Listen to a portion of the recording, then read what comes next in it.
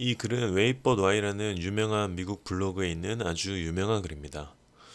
모두가 한 번씩 생각해보면 좋은 주제라서 제가 번역해서 올립니다. 시작하겠습니다. 한 사람의 인생을 시각적으로 이렇게 나타낼 수 있습니다. 먼저 연도로 보면 이렇게 됩니다. 그리고 월로 보면 이렇고요. 또 일로도 볼 수 있는데 주로 보면 이렇게 됩니다.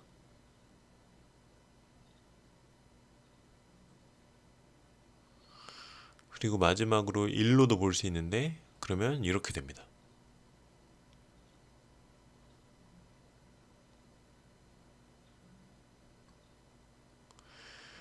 일 차트는 주 차트만큼 저를 깜짝 놀라게 했는데 여기서 보는 하나의 작은 사각형은 그냥 하나의 화요일 혹은 금요일 아니면 일요일입니다. 심지어 90살까지 살 수 있는 운 좋은 사람도 그들의 인생을 이 한 장의 종이에 문제없이 채울 수 있습니다.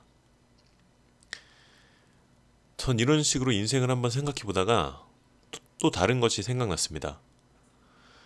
여러분의 인생을 시간의 단위로 특정하는 방법 이외에도 인생을 어떤 활동이나 사건들로 측정할 수 있습니다.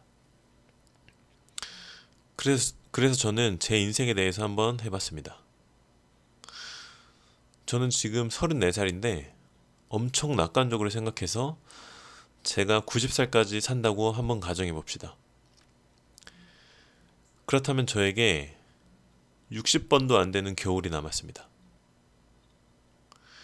그리고 앞으로 약 60번의 슈퍼볼이 남았고요. 바다는 너무 차가워서 제 몸을 거기에 넣는 것은 나쁜 인생 경험이라 생각해 1년에 한 번 정도 바다 수영을 제한합니다. 그래서 저는 바다에 가는 일이 제 인생에 앞으로 한 60번 정도 남은 것 같습니다. 이 블로그를 위한 목적으로 책 읽는 것을 제외한다면 저는 1년에 한 5권 정도의 책을 읽습니다.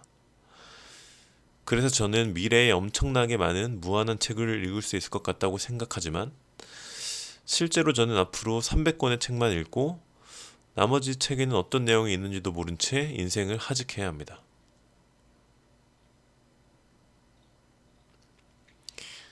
저는 보스턴에서 자라면서 레드삭스의 야구 경기를 매번 보러 갔습니다. 하지만 제가 보스턴으로 돌아가지 않는다면 현재 기준으로 레드삭스 경기를 한 3년에 한 번 정도 보러 갈 겁니다. 이것이 의미하는 것은 이 작은 20개짜리 한 줄이 저의 인생에서 남은 펜웨이 방문인 거죠. 그리고 제 인생에 지금까지 8번의 미국 대선이 있었고 앞으로 15번의 대선이 있을 텐데 지금까지 5명의 대통령을 봤으니까 이 속도라면 9명 정도를 앞으로 더 볼 수 있겠네요.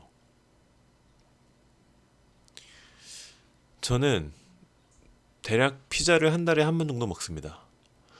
그래서 앞으로 약 700번의 피자를 먹을 수 있겠네요. 만두의 미래는 더 밝습니다. 저는 중국 음식을 2달에 한 번 정도 먹는데 한 번 먹을 때 만두를 6개 정도 먹습니다. 그래서 저희 앞날엔 아직 엄청난 개수의 만두들이 남아 있습니다.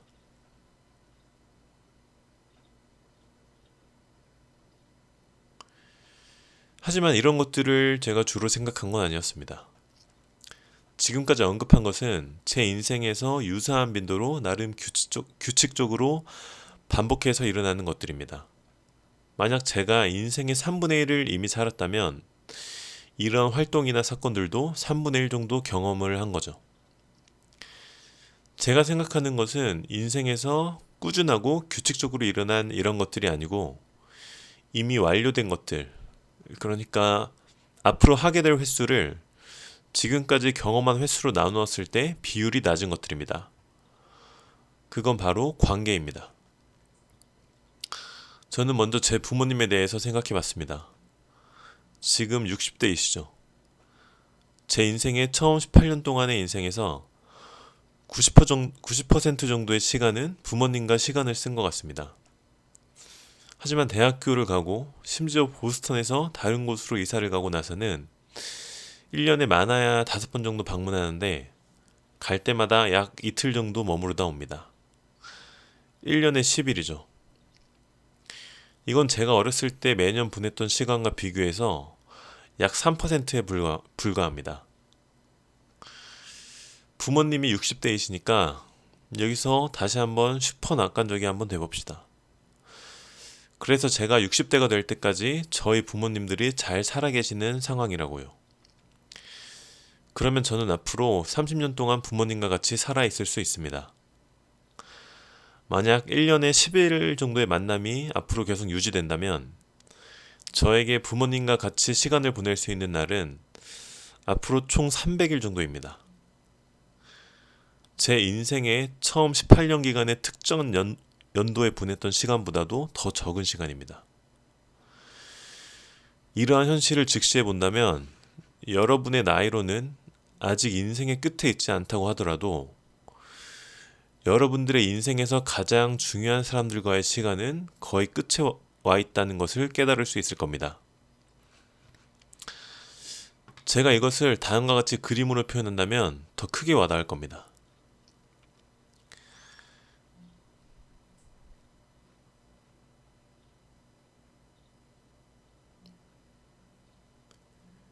제가 고등학교를 졸업했을 때 이미 저는 부모님과의 시간의 약 93%를 다 써버린 셈입니다. 저는 앞으로 남은 마지막 5%의 부모님과의 시간을 즐겨야 합니다.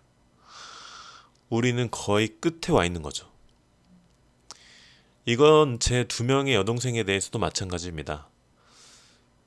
같이 살 때는 집에서 각각 10년, 13년 동안 같이 살았고 저는 이후에 이 2명과 완전 반대에 있는 주에서 살고 있기 때문에 1년에 한 15일 정도를 같이 보냅니다. 아마 앞으로 두 동생들과 같이 시간을 보내는 것은 앞으로 약 15% 정도만 남은 것 같습니다. 이건 오래된 친구들에게도 적용됩니다. 고등학교에서 저는 동일한 4명의 친구들과 매주 5일 정도의 시간을 보냈습니다. 4년 동안 저희는 약 700건 정도의 그룹 통화를 한 것 같습니다. 이제 각지로 흩어져 있는 상황에서 완전 다른 삶과 일정을 갖고 있는데 저희 5명이 같은 방에 같은 시간에 같이 있었던 것은 10년 동안 아마도 10일 정도일 겁니다.